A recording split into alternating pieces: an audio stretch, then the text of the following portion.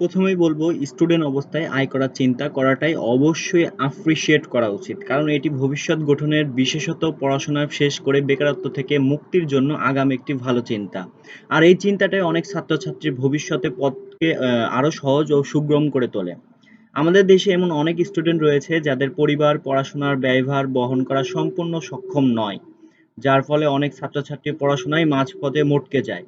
কখনো কখনো পুরোপুরি বন্ধ হয়ে যায়, আবার বন্ধ না হলেও স্টুডেন্ট মারাত্মক হীনমন্যতাহীন অবস্থায় ভোগে।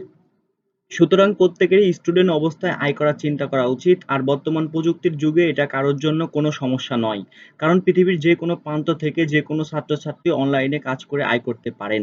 কি কি কাজ করা যায়? ছাত্রছাত্রীরা অনলাইনে ঘরে বসে অনেক কাজই করতে পারে।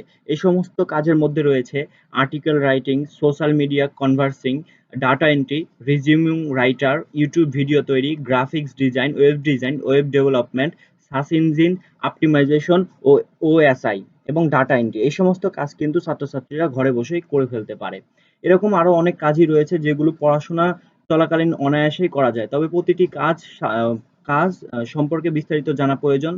ছাত্র অবস্থায় চাকরি করার মতো এই কাজগুলো কি, কোথায় কিভাবে করা যায় এবং কিভাবে পাওয়া যায়, এই সমস্ত কিছু যদি বিস্তারিত আপনাদের জানার প্রয়োজন মনে হয় তাহলে অবশ্যই কমেন্ট বক্সে জানিয়ে দেবেন।